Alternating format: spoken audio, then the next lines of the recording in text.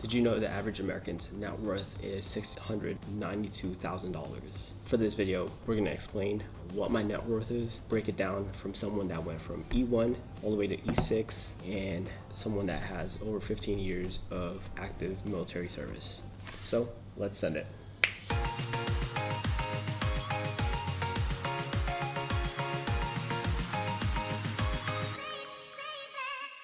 What is up, Money Tribe? Mike Damazo here to help you make sense of dollars. Our mission is to help you get the F out of debt and then build wealth. So no one ever goes to the military and says, you know what, I'm getting paid too much. I don't think I've ever heard that. So for this video, I obviously want to share to you my net worth from E1 all the way to E6. So from E1 to E3, I didn't have a specific rate, meaning I didn't have a specific job. I came in as undesignated. I had a bonus of $3,000 at the time, and to be honest, I don't even know where it went. So my net worth at that time is actually negative $10,000. What?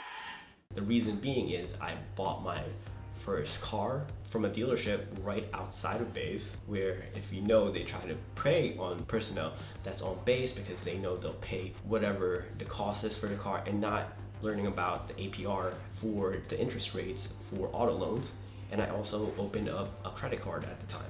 Now, when I made E4, I was able to get off the ship. I became an AZ, which is an aviation administration, and I was over in North Island. For me, my net worth at the time, unfortunately, was negative $15,000. What? The reason being is I had my first car, and there was a lot of maintenance that had to be done with it. Honestly, it's because I didn't know about auto maintenance as well as I do now. So I kind of just drove that thing to the ground. And I remember spending $2,000 to get the transmission fixed, where I took out a personal loan to be able to pay for that. When in reality, I should have just traded it in, got a better or a cheaper car that got me from point A to point B. And then at that time as well, I opened up more credit cards to keep up with my lifestyle. Think back to your time in grade school or even up to high school. Do you remember taking a class on personal finance? I definitely don't. You know, where they would explain to you how a credit score works or teaching you how to budget. Yeah, I definitely didn't have that. Our financial upbringing is from examples we've seen from adults when we were younger. Your net worth is one of the best ways to see what level you are at financially. Think to starting up a new game of Call of Duty, where you start with no experience points, XP, and then rank up. Your net worth is your financial level, so let's level up. So calculating net worth is assets minus liabilities. Assets range from your savings to your retirement accounts, what you have in your TSP, your IRA, individual retirement account, to investments, say you have some stocks, index funds, Vanguard, and yes, even your Pokemon cards. You would subtract that from your debt, such as your student loans, auto loans, personal loans, credit cards, of that sort. So that's a way to calculate your net worth. So, did you know during your 20s, the average net worth is $57,000 and the median is about $6,500. For you at this time, if you're in your 20s, you want to focus on putting away what you can, putting away in your retirement accounts, such as your TSP or your IRA, or even better would be both. Next up was when I became an E5. Jumping from E4 to E5 is one of the best jumps in your pay. The reason being is you get a lot more from when you're in E4, even if you have your BAH accounted for your E5, extra pay and your BAH is a lot more. At the time, this is definitely the rock bottom, because I had a negative $50,000 worth of debt. Oh my God! Wow! You know, going into the Navy, it was zero, and I just kept going down and down. It was once said, too many people are buying things they can't afford with money they don't have to impress people they don't like. I was definitely there one time in life, going out every weekend, living paycheck to paycheck. The excuse of retail therapy did more bad than good for me. All my debt was crushing me without even realizing it. Once you learn how to get out of bad debt, you are in a better position to gain your XP to level up your net worth. Evaluate the people you see that only look rich. where you only see the highlight reel of their Instagram feed, compared to those who work hard and know the value of real wealth.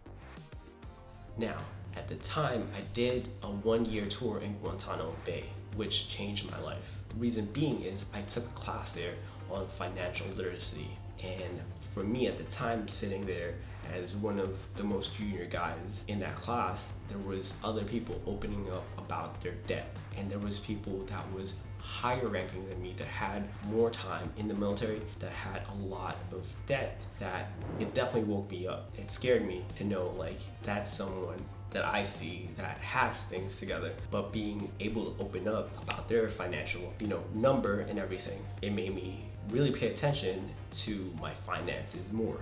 So after that, I became aggressive with paying down my loans and my credit cards.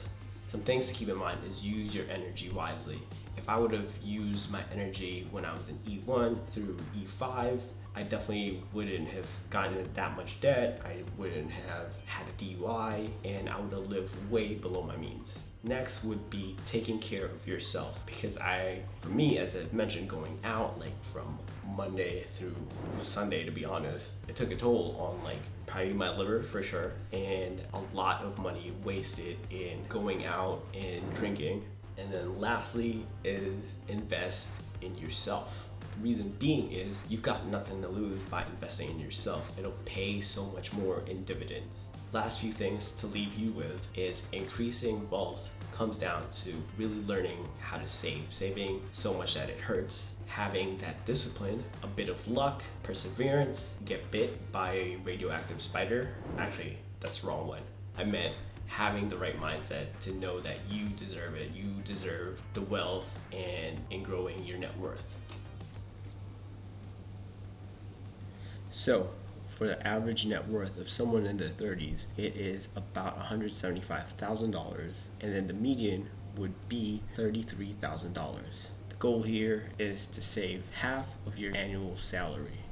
Flash forward to coming back from Guantanamo Bay and then looking for orders to transfer, and I had orders to Japan. However, yes, I was paying down my credit cards, I was paying down my loans, I was still going out a lot.